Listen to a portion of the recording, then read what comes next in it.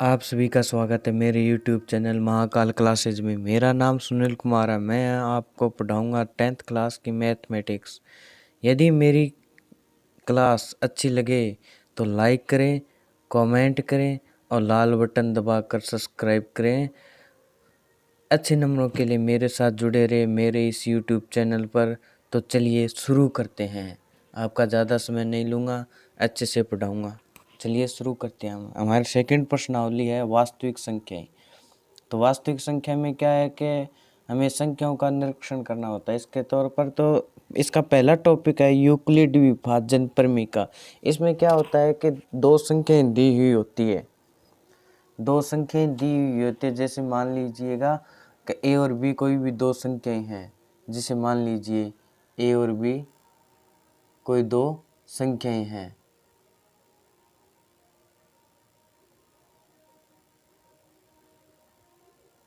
हाँ, मान लीजिएगा ए और बी कोई दो संख्याएं हैं।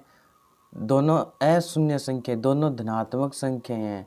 तो देखिए इसकी परिभाषा भी लिखनी आ सकती है कभी कभी परीक्षा में। तो इसकी क्या लिखेंगे, पहले हम परिभाषा में क्या लिखेंगे, माना कि मैथ में सब कुछ मानना ही पड़ेगा। तो माना ए व बी, दोनों कौन सी संख्याएं हैं, वास्तविक संख्याएं हैं। माना ए और बी दो वास्तविक संख्याएं या दो धनात्मक संख्याएं, दो धनात्मक पूर्णांक हैं। धनात्मक क्या है, पूर्णांक है। साथ साथ में लिखते रहिएगा ताकि आपके नोट्स तैयार हो जाएं। यदि ए, इसमें क्या है, यदि ए ग्रेटर देन बी है, यदि ए क्या है, ग्रेटर देन बी है, तो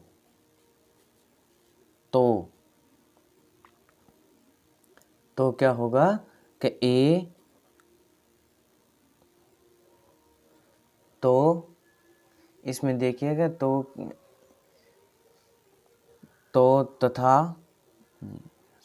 तथा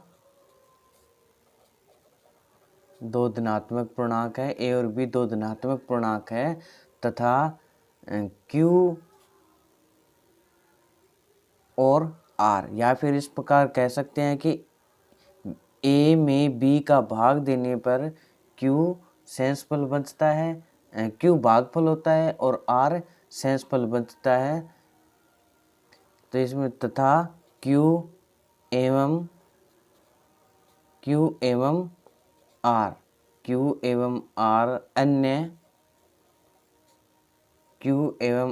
अन्य पूर्णांक इस प्रकार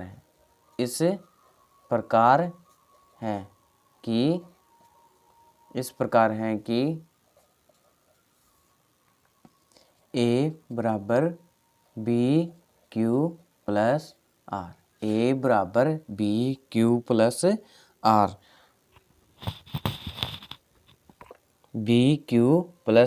आर। तो अब देखिएगा इसमें इसके कहने का क्या मतलब है कि ए के अंदर यदि बी का भाग दिया जाए तो भागफल क्या आएगा, क्यू, और शेषफल क्या आएगा, आर आएगा। अतः आर का मान बी से बड़ा नहीं होगा। तो इसमें क्या लिख देंगे, जहां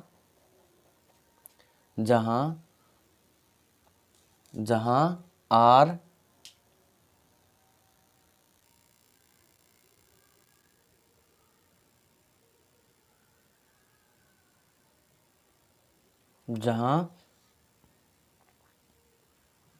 जहां आर का मान 0 के बराबर या 0 से बड़ा लेकिन किससे छोटा होगा, बी से छोटा होगा।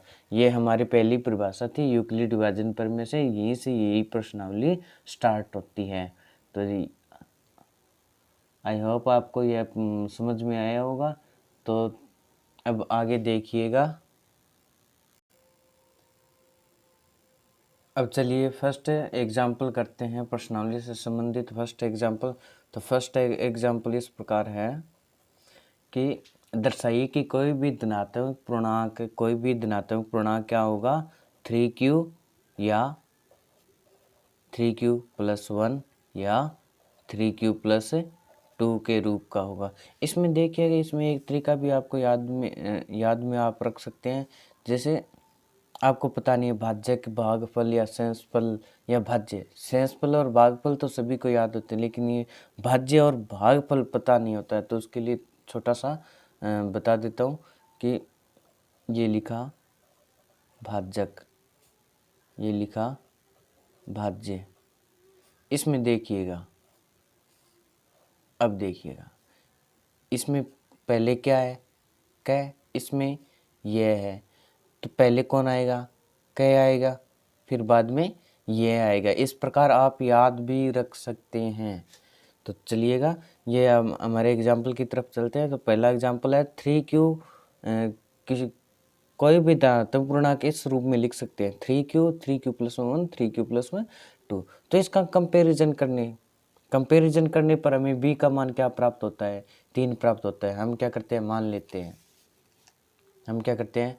लेते हैं। तो चलिए हल करते हैं। तो हल में क्या लिखेंगे, माना ए कोई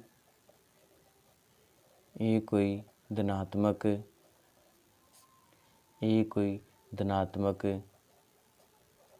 पूर्णांक है, ये कोई धनात्मक क्या है, पूर्णांक है, तथा b, अब यहाँ से कंपैरिजन करके आप बता सकते हैं b का मान क्या आएगा। तो b का मान क्या आएगा, 3 आएगा।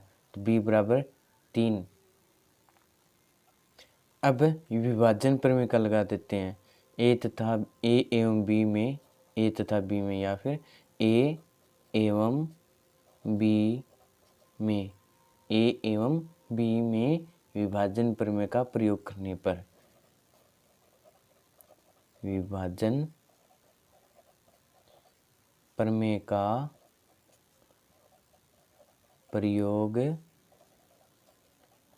करने पर, अब प्रयोग करते हैं। तो a बराबर क्या लिखेंगे, a बराबर में 3q+r, और जहाँ r का मान क्या होगा, 0 के इक्वल और 3 से छोटा होगा। तो r का मान क्या आएगा, 0, 1 और 2। r का मान क्या करेंगे, रखने पर, r का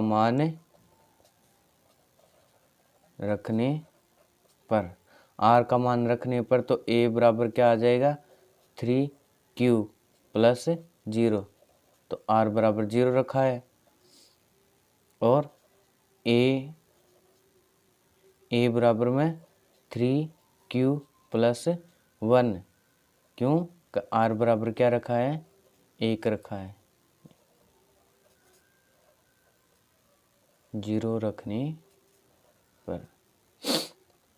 अब r का मान क्या रख देंगे, 2, तो 3q+2, r बराबर 2 रखने पर। कुछ नहीं है, इसमें थ्योरी है। ये चाहे इस प्रश्नावली में 4-5 क्वेश्चन है जिसमें क्या है, थ्योरी है, इसके अलावा और कुछ नहीं है। तो आपको ये क्वेश्चन तो वैसे भी आपको लिख के तो याद करने पड़ेंगे, लेकिन एक दो बार इसकी प्रैक्टिस कर लेगी ना, तो आपको कभी आगे याद रखने की ज़रूरत भी नहीं पड़ेगी, आपको याद रह जाएंगे। तो देखिए, इन तीनों समीकरणों से क्या पता चलता है कि कोई भी जो हमने धनात्मक संख्या मानी है उसका मान क्या होता है, 3q, 3q+1, 3q+2 का मान होता है। तो यह हमारा क्या हो गया है, सिद्ध हो गया है। तो हम क्या लिख देंगे, अतः कोई धनात्मक पूर्णांक,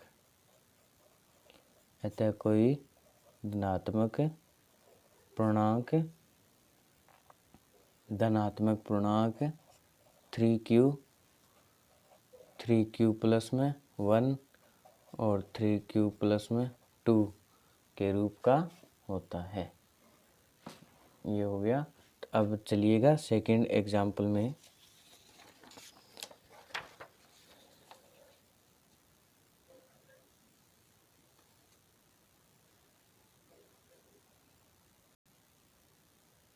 सेकंड एग्जाम्पल में चलिएगा।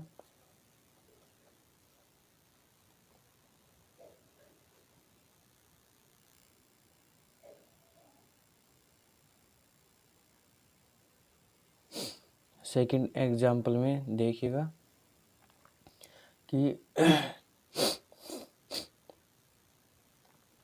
तो प्रत्येक धनात्मक समपूर्णांक के रूप का हो तो प्रत्येक विषम पूर्णांक 2q + 1 के रूप का होता है, जहाँ q कोई पूर्णांक है। तो इसमें देखिएगा कि हमें सिद्ध करना है कि 2q + 1 एक कौन सा होगा, विषम पूर्णांक होगा, विषम पूर्णांक होगा। यह हमें सिद्ध करना है 2q के रूप का। तब देखिएगा इसमें क्या है कि दो और रह गए, r का मान 1 है, b का मान 2 है। तो मान लीजिएगा प्रत्येक धनात्मक समपूर्णांक, तो हम लिख देंगे हल में, माना प्रत्येक धनात्मक समपूर्णांक a है। प्रत्येक धनात्मक समपूर्णांक क्या मान लिया है, a मान लिया है। तो साथ साथ में नोट्स अपने तैयार करते जाइए, लिखते जाइए साथ साथ में। अगर बाई चांस कोई बीच में अगर आवाज़ आती है उसके लिए मैं क्षमा मांगता हूँ। आप साथ साथ में नोट्स बनाते जाइएगा। तो इसमें क्या है कि हमने कोई ए धनात्मक पूर्णांक मानते हैं, सम नहीं मानेंगे। ए क्या है, धनात्मक पूर्णांक है तथा b = 2। बस हो गया हमारा। अब हम क्या लिखा देंगे, विभाजन प्रमेय का लिखा देंगे, यूक्लिड विभाजन प्रमेय का EDL, यूक्लिड डिवीजन लेमा प्रमेय का। तो इसमें क्या होगा कि a बराबर क्या रख देंगे, 2q + में r। a बराबर क्या रख देंगे, 2q + में r। और यहाँ पर लिख देंगे जहाँ r का मान क्या होता है, जहाँ r का मान 0 ≤ r <, 2 से तो छोटा होगा, 0 से बड़ा होगा या 0 के बराबर होगा। ये बराबर का निशान है, ये छोटे का निशान है, ये भी छोटे का निशान है। 0 r से छोटा है, r 2 से छोटा है। जिस तरफ इसका मुंह खुला होगा वह संख्या बड़ी होगी, जिस तरफ मुंह बंद होगा वह संख्या हमेशा छोटी होती है। अब यहाँ से क्या पता चलता है कि r का मान क्या होगा, r का मान क्या होगा, 0 और 1 होगा, जो 0 के तो बराबर है लेकिन 2 से क्या है, छोटी है। तो अब देखिएगा इसमें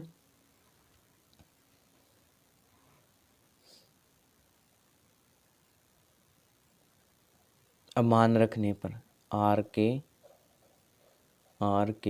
मान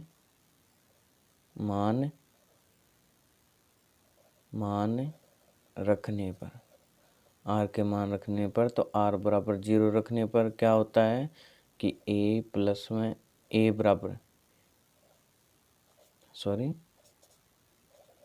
बराबर 2q + में 0, या सीधा ही 2q लिख सकते हैं, 2q। r = 1 रखने पर क्या होगा कि a = 2q + में 1। तो इसमें क्या होगा, इसमें क्या है, यह 2 की गुणज है, यह संख्या क्या है, 2 की गुणज है। यह संख्या 2 की गुणज, 2 की क्या है, गुणज है। 2 की गुणज है तो यह संख्या क्या होगी, सम होगी, या 2 का भाग जाएगा तो यह संख्या क्या होगी, सम होगी। यह संख्या क्या होगी, सम संख्या होगी या है। तो यह सम होगी, तो सम संख्या में +1 करने पर कौन सी संख्या प्राप्त होती है, विषम संख्या प्राप्त होती है। तो हम लिख देंगे यहाँ पे कि सम +1 बराबर कौन सी संख्या आती है, विषम संख्या आती है तो 2q प्लस में ए कौन सी संख्या होगी? विषम संख्या या विषम पूर्णांक।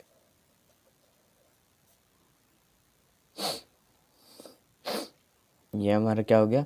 सिद्ध हो गया है। तो इसी प्रकार अगला एग्जाम्पल भी देखिए।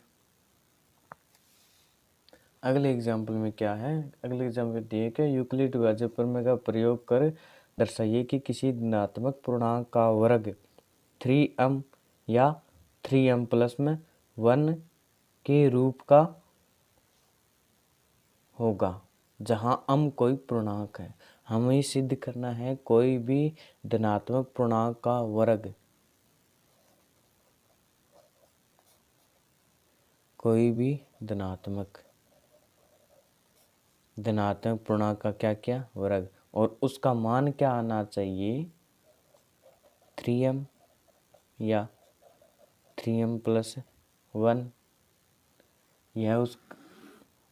यह उसका क्या आना चाहिए? मान आना चाहिए। एंड क्या है? कोई भी धनात्मक पूर्णांक है। तो यहाँ से हमें क्या चलता है कि q का मान क्या होगा? 3 होगा। तो हम क्या करेंगे? माना हल में लिखेंगे, माना ए कोई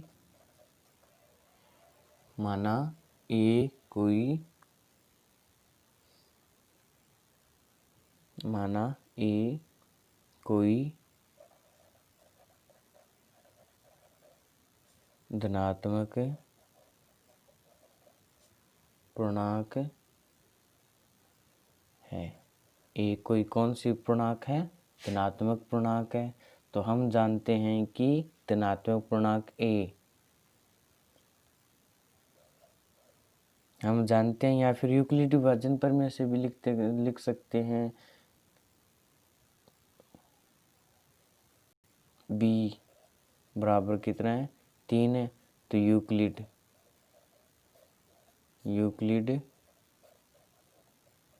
विभाजन प्रमेय से यहाँ पे हमें दो ही संख्या चाहिएगा, 3q और 3q प्लस 1।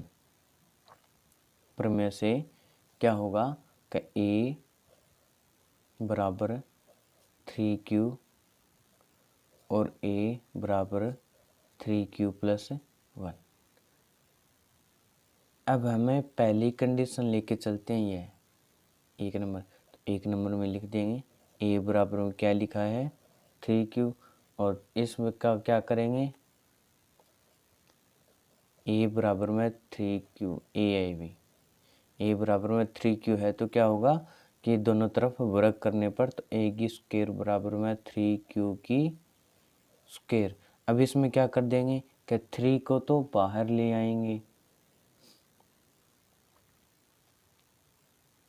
3 को तो बाहर ले आएंगे, लेकिन 3 की स्क्वायर है, 3 गुना 3, और q की स्क्वायर है तो q स्क्वायर। इसको किस में रूपांतरित कर देंगे? आम में। इसको किस में रूपांतरित कर देंगे? आम में। तो हमारा क्या आ जाएगा कि a स्क्वायर बराबर में 3m। कोई भी धनात्मक पूर्णांक का वर्ग क्या होगा? 3m होगा। कोई भी धनात्मक पूर्णांक का वर्ग क्या होगा? 3m होगा। और जहाँ पर हम लिख देंगे, जहाँ हमने क्या माना है? 3q स्क्वायर को माना है। अब सेकंड देखिएगा। सेकंड में क्या लिखेंगे? सेकंड में यही लिखेंगे कि a बराबर में हमने क्या लिया है? 3q प्लस 1 रखा है। a बराबर में हमने क्या रखा है? 3q प्लस 1 रखा है। अब क्या करेंगे? दोनों तरफ वर्ग करने पर तो a स्क्वायर बराबर में 3q प्लस में 1 की होल स्क्वायर। अब होल स्क्वायर को प्रसार करने पर 9q स्क्वायर प्लस में a प्लस b की होल स्क्वायर है तो a square plus 2ab, a plus 2ab, तो ये हो गया 6q 2ab प्लस में b स्क्वायर प्लस में 1। ये आ गया। तो इसमें देखो, इसमें क्या कॉमन आ रहा है, 3, तो 3 कॉमन ले लिया, पीछे क्या बचा, 3q plus 3q square plus में 2q, 3q स्क्वायर प्लस में 2q और प्लस में 1। और इसको क्या मान लेंगे, इसको क्या मान लेंगे, तो हमारा आंसर आ गया कि a बराबर 3m प्लस में 1, और जहाँ m बराबर, m का मान हमने क्या माना है, 3q स्क्वायर प्लस में 2q। यह हमारा क्या हो गया है, सिद्ध हो गया है। यहाँ तक आपको समझ में आया?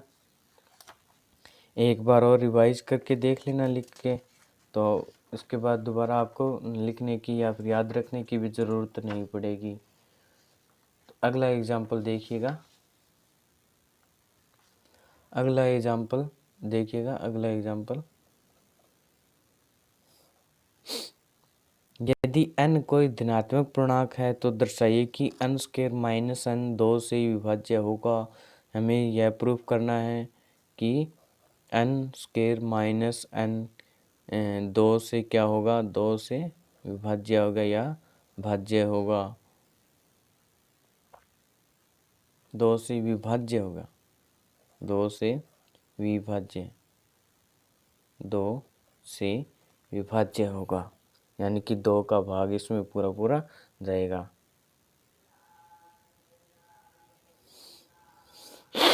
दो क्या है यहाँ पे, भाजक है, और यह कौन सी संख्या है, भाज्य संख्या है। तो अब देखिएगा इसमें क्या होगा, तो ये लिखना पड़ेगा हमको, माना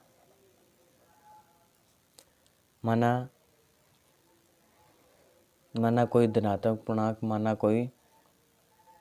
माना कोई धनात्मक पूर्णांक, माना कोई धनात्मक पूर्णांक 2q या 2q प्लस में 1 के रूप का होता है, के रूप का होता है, के रूप का होता है। इसके क्या होगा, रूप का होगा, तो रूप का होगा तो इसमें क्या होगा कि देखिएगा, इसमें देखिएगा कि अब ये दोनों संख्या गौर से देखिए, यह तो हमें सम दिख रही है संख्या, और यह संख्या क्या दिख रही है, विषम संख्या, क्योंकि यह 2 का गुणज है, यह 2 का गुणज है, तो यह सम है। तो सम में 1 जोड़ने पर कौन सी संख्या प्राप्त होती है, विषम संख्या प्राप्त होती है। तो इसमें हम क्या करेंगे, पहली स्थिति के अनुसार पहली स्थिति लेकर आएंगे, एक बार n की जगह यह रखेंगे, एक बार n की जगह यह रखेंगे, तो n बराबर, पहली कंडीशन है इसकी कि n बराबर में 2q रखने पर, या फिर n बराबर में 2q रखेंगे तो क्या होगा कि 2q की स्क्वायर प्लस में रखने पर 2q की स्क्वायर, 2q की स्क्वायर माइनस 2q यहाँ पे माइनस 2q, तो इसका प्रसार करने पर क्या प्राप्त होता है, 4q की स्क्वायर माइनस 2q। तो इसमें 2 कॉमन आ गया, तो 2q स्क्वायर, 2q स्क्वायर, या फिर इसमें 2q स्क्वायर माइनस q, और इसको क्या मान लेंगे, r मान लेंगे। माना ये कौन है, r है। तो अब देखिएगा n बराबर क्या आ गया है, 2r। अब देखो, कोई भी संख्या के अगर 2 गुणा में है तो कौन सी संख्या होगी, सम संख्या होगी।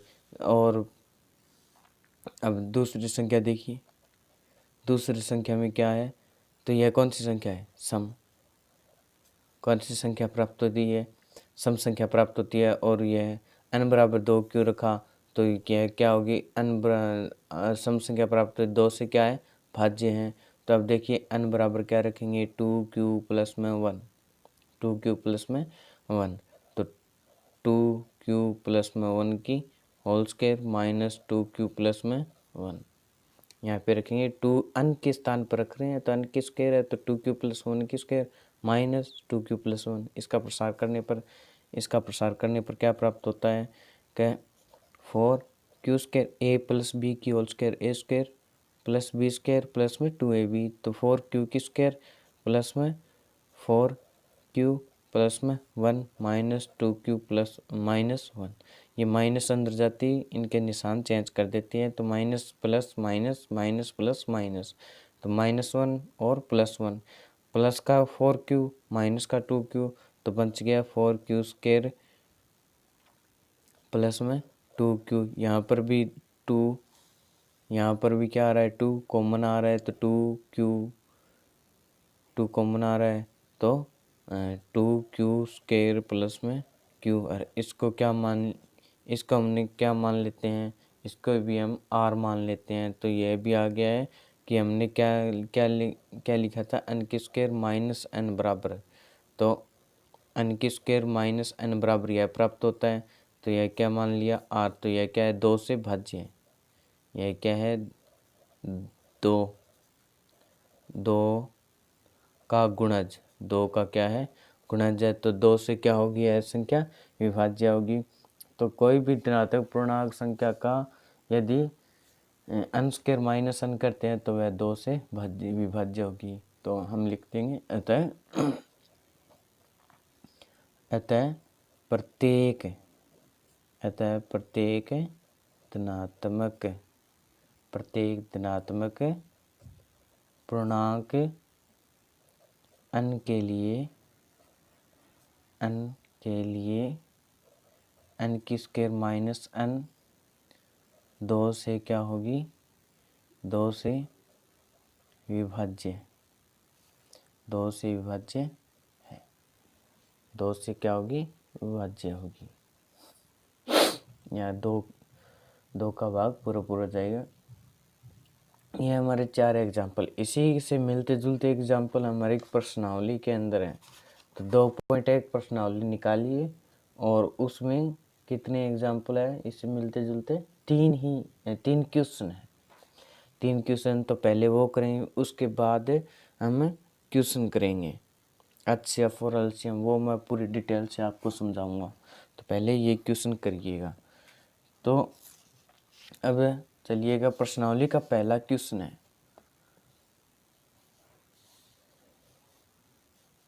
First person.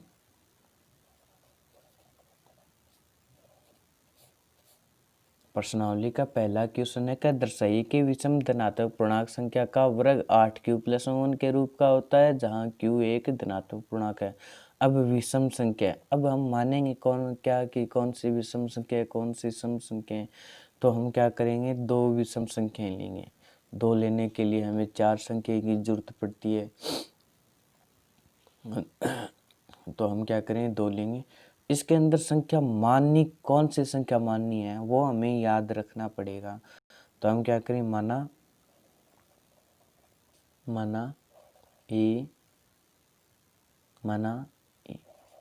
ए कोई धनात्मक कोई विषम धनात्मक क्या है पूर्णांक। विषम धनात्मक पूर्णांक संख्या का वर्ग 8q + 1।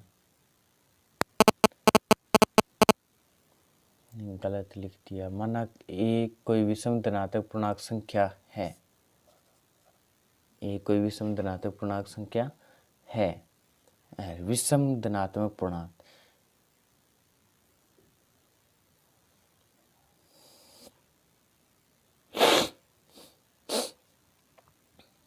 ए कोई धनात्मक संख्या है, ए कोई क्या है धनात्मक संख्या है, और धनात्मक संख्या तो उसमें विषम धनात्मक संख्याएं क्या होगी, मान के चलते हैं। विषम धनात्मक संख्या हमें 4 संख्या माननी है, तो 2 संख्याएं तो क्या होगी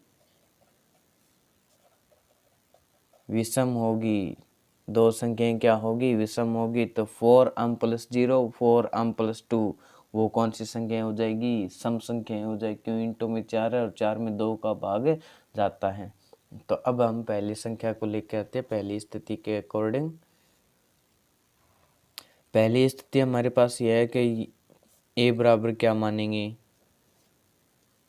पहली स्थिति ये है कि ए बराबर क्या मानेंगे, 4m प्लस में 1, 4m प्लस में 1 मानेंगे।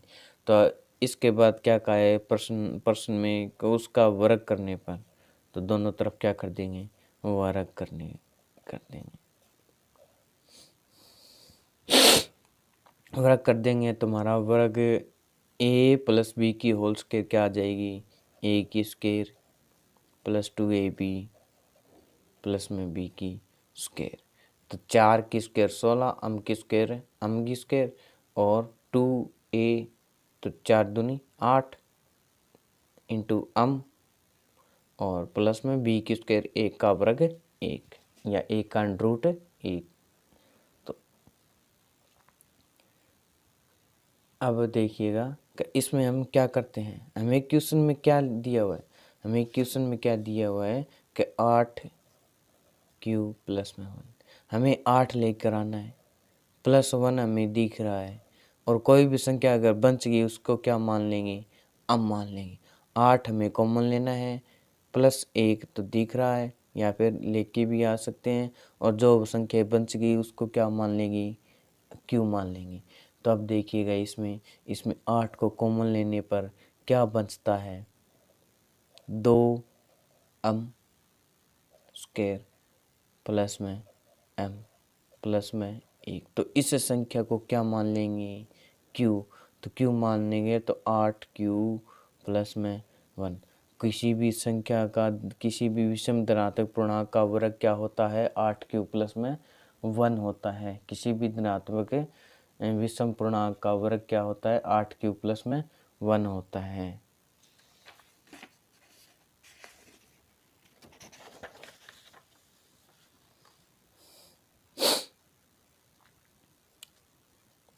अब देखिएगा, अब हमारी सेकंड स्थिति क्या कहती है, सेकंड स्थिति यह कहती है कि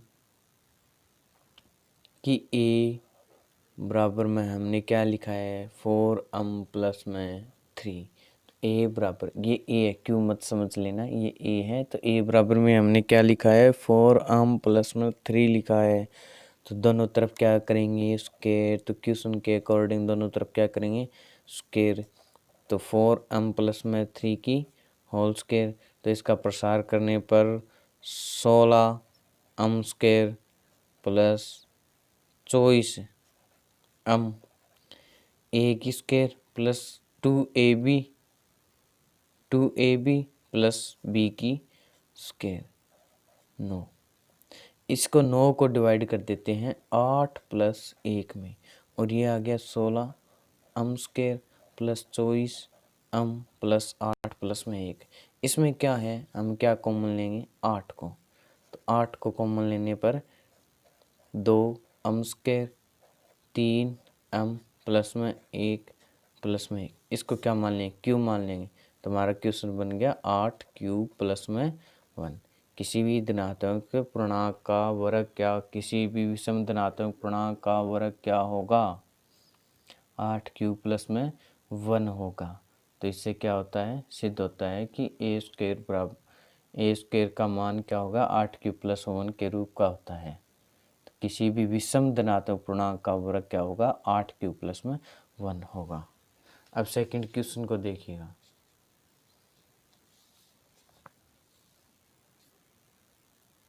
अब सेकंड क्वेश्चन को देखिएगा। सेकंड क्वेश्चन है कि यूक्लिड विभाजन प्रमेय द्वारा दर्शाइए कि किसी भी धनात्मक पूर्णांक संख्या का धन 9q या 9q प्लस 1 या 9q प्लस में 8 के रूप का होगा।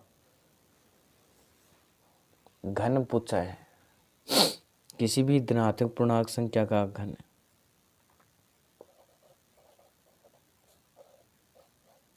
दूसरा क्वेश्चन है, इसमें क्या पूछा है, किसी भी धनात्मक पूर्णांक संख्या का घन।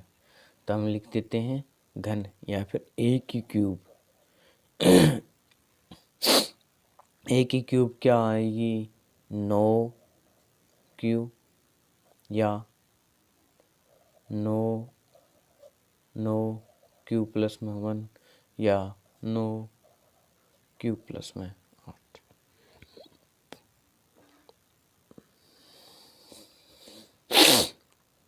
इसमें क्या करेंगे हमें, माना कि ए कोई धनात्मक पूर्णांक संख्या है, ये तो हमें सभी में लिखना पड़ता है। माना ए कोई धनात्मक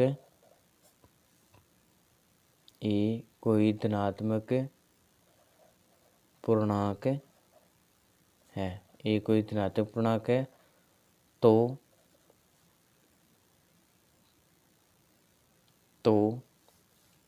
ए बराबर में 3b प्लस में 1 और 3b प्लस में 2 के रूप का है। तो ए किसके रूप का है, ए किसके रूप का है, 3b प्लस 1 3b प्लस में 2 के रूप का है। देखो इसका स्क्वायर करेंगे तो यह कंप्लीट आ जाएगा, इसका स्क्वायर करेंगे तो यह भी आ जाएगा, और दो घन करेंगे, एक की क्यूब करेंगे तो यह बनेगा, इसकी क्यूब भी, और 2 की क्यूब 8 होती है, इसीलिए यह लिखना पड़ा है। एक हमने ए बराबर में ये चीज़, ये संख्याएं मानी है, ये धनात्मक संख्याएं मानी है। तो इसमें पहली स्थिति 3b, सेकेंड स्थिति 3b प्लस 1, थर्ड स्थिति 3b प्लस में 2 की होगी। तो हम पहली स्थिति लिख देते हैं, ए बराबर हमने क्या बना है 3b, तो ए की क्यूब बराबर में 3b की क्यूब, 3b क्यूब, तो 3 की क्यूब क्या आ गई 27 बी की क्यूब। अब हमें क्या चाहिए 9 को कॉमन ले लेते हैं और जो संख्या बची उसको क्यू मान लेंगे। तो 9 को कॉमन लेने पर क्या बच गया 3b क्यूब, और इसको क्या मान लिया हमने क्यू। तो हमको क्या आ गया ए की क्यूब बराबर में 9, ए की क्यूब, ए की घात 3, क्यूब इंग्लिश में क्यूब, तो ए की क्यूब बराबर में 3q, जहाँ क्यूब बराबर में 3b क्यूब, यह माना है हमने, जहाँ क्यूब बराबर में 3b क्यूब। अब सेकेंड स्थिति को देखिए, सेकेंड स्थिति आपको क्या बताएगी, सेकेंड स्थिति यह बताएगी कि ए बराबर में हमने क्या माना है, तो ए बराबर में हमने माना है 3b प्लस में 1, ए बराबर हमने क्या माना है 3b प्लस में 1, तो ए की क्यूब बराबर में 3b प्लस में 1 की क्यूब, 3b प्लस में 1 की क्यूब। तो इसमें देखो, इसमें सूत्र लगाते हैं, a प्लस में b की क्यूब का, a की क्यूब प्लस में 3a स्क्वायर b प्लस में 3ab स्क्वायर प्लस में b की क्यूब। यह फॉर्मूला अप्लाई करने पर a का मान तो 3q है, b का मान 1 है, तो रख दो इसमें। यहीं पर लिख देता हूँ a क्यूब बराबर में a की क्यूब 3b की क्यूब हो गया 27 b की क्यूब, और इसका हो गया, चलो लिख देते हैं 3 into 3b square plus into 1 plus 3 into 3b into 1 की स्क्वायर प्लस 1 की क्यूब। तो यह हो गया हमारे पास 27 b की क्यूब प्लस ये 3 तिया 9, 9 तिया 27 b स्क्वायर प्लस ये हो गया 3 तिया 9 b प्लस 1। अब इसमें देखो क्या कॉमन आ रहा है, इस पूरी संख्या में 9 कॉमन आ रहा है, तो ले पीछे क्या बच गया 3b क्यूब 3b स्क्वायर 3 यानी 1b प्लस में 1, और इसको क्या लिख देते हैं 9q प्लस में 1, क्योंकि हमने क्या माना है, हमने q का मान क्या माना है 3b cube 3b³ plus 3b² plus b। यह इसका मान माना है, क्यू का मान माना, ये आ गया ए की क्यूब का मान आ गया। तो आई होप आपको यह क्वेश्चन समझ में आया होगा। तो आया है तो कमेंट बॉक्स में ज़रूर लिखिएगा कि भी आपको क्वेश्चन समझ में आ रहे हैं, और यह भी लिखिएगा आप देख कहाँ से रहे हैं, किस गांव से देख रहे हैं या फिर किस शहर से मेरी वीडियो को देख रहे हैं।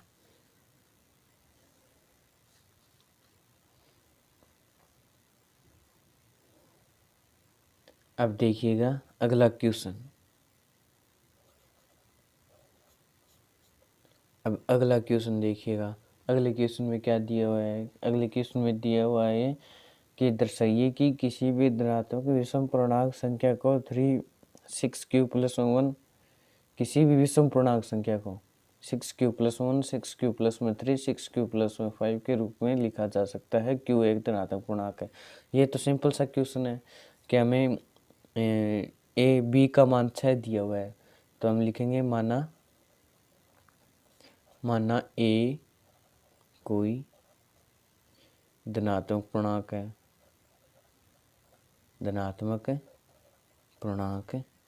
है और b बराबर क्या है, तथा b बराबर क्या है, 6 है।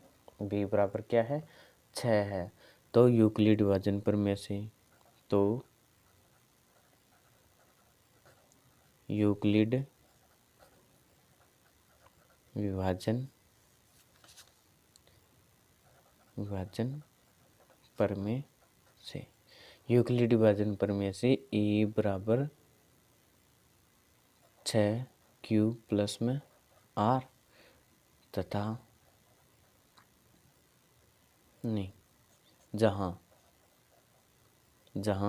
r की वैल्यू क्या होगी, 0 के बराबर होगी और 0 से बड़ी होगी लेकिन 6 से छोटी होगी। तो r की वैल्यू क्या प्राप्त होगी, 0, 1, 2, 3, 4 और 5, ये r की वैल्यू प्राप्त होती है। यह r की वैल्यू इस समीकरण में रखने पर तो a बराबर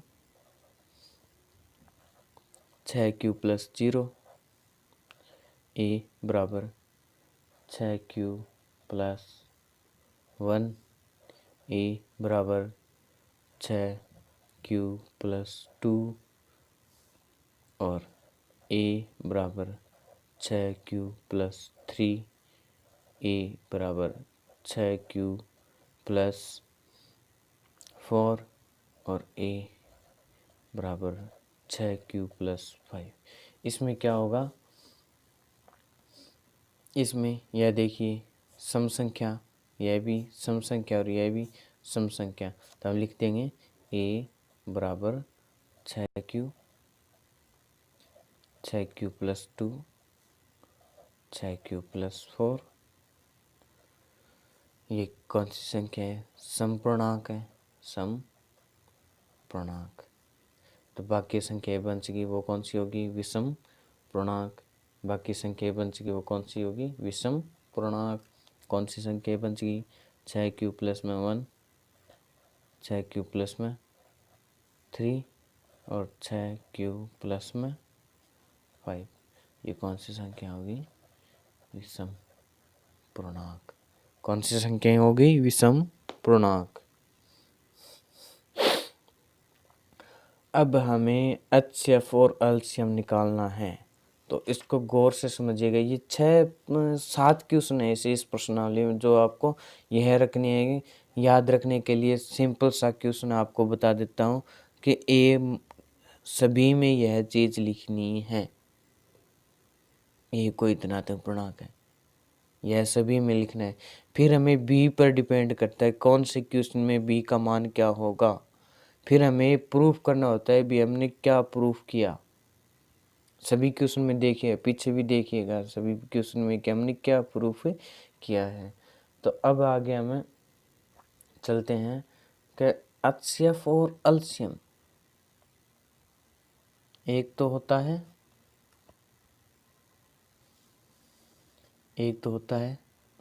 HCF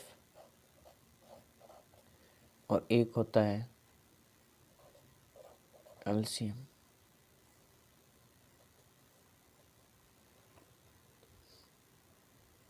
एक होता है HCF और एक होता है LCM।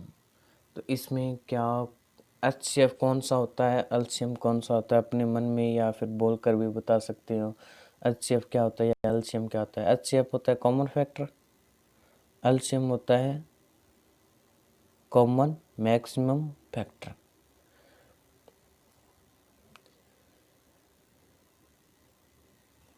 इसमें क्या होता है इसमें हमें ऐसे भी लिख सकते हैं मैस है, और इसको क्या लिखते हैं लेस है। तो इसको याद रखने का एक तरीका, यहाँ पर क्या है एल है, ले एल, ले एल। तो एलसीएम को किससे लिखते हैं ले से, लघुत्तम समापवर्तक से, और एचसीएफ को महत्तम समापवर्तक से लिखते हैं।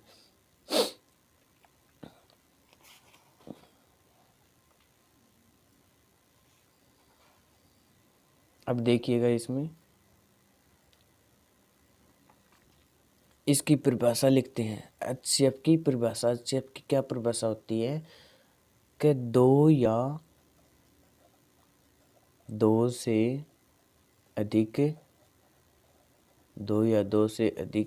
संख्या में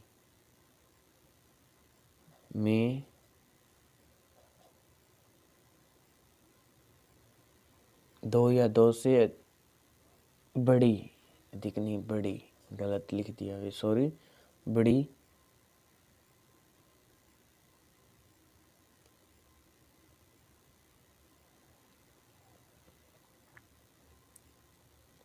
दो या दो से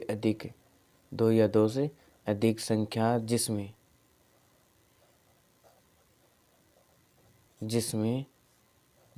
दी गई,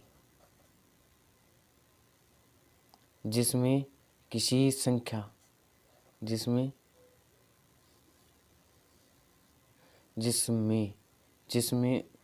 वह बड़ी से बड़ी संख्या, वह बड़ी से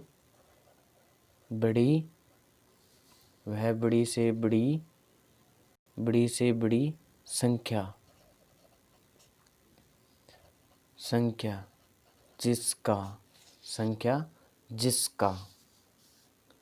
जिसका दी गई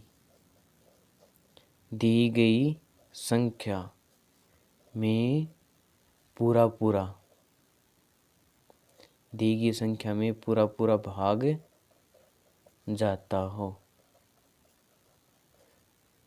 ये लिखने के थोड़ा सा तरीका होता है, इसकी परिभाषा लिखने के लिए दोनों परिभाषा एक दूसरे के सेम टू सेम ये शब्द है, लेकिन इसमें में का या से ये एक दूसरे से अपोजिट हो जाते हैं, पूरा भाग जाता है। वह संख्या कौन सी कहलाती है HCF संख्या कहलाती है। दो या दो से अधिक संख्या, दो भी हो सकती है, दो से ज़्यादा भी संख्या हो सकती है। दो या दो से अधिक संख्या जिसमें किसी बड़ी जिसमें बड़ी से बड़ी संख्या जिसका दी गई संख्या में पूरा भाग जाता हो, वो कौन सी संख्या कहलाती है HCF। अब एलसीएम इसके ऑपोजिट होगा, एलसीएम इसके क्या होगा ऑपोजिट होगा, एलसीएम इसके ऑपोजिट होगा। इसमें देखिएगा एलसीएम में एलसीएम में क्या होता है, ये सभी शब्द लिखेंगे दो या दो से अधिक संख्या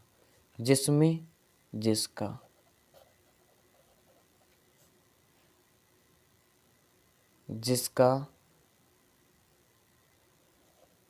वह छोटी से छोटी, बड़ी से बड़ी, छोटी से छोटी संख्या जिसमें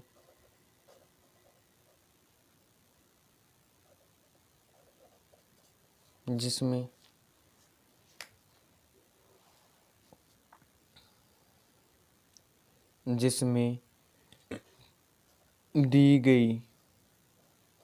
गई संख्या में का दी गई संख्या में का पूरा पूरा भाग जाता हो वह कौन सी संख्या कहलाएगी? एलसीएम कहलाएगी। जैसे कंपैरिजन करके दो या दो से अधिक संख्या जिसमें जिसका बड़ी से बड़ी छोटी से छोटी संख्या जिसमें दी गई संख्या में का। जहाँ पे ये देखो मैं मार्क कर देता हूँ कि कहाँ पर, जिसका और यहाँ पर दो या दो से अधिक संख्या जिसमें दी गई संख्या का।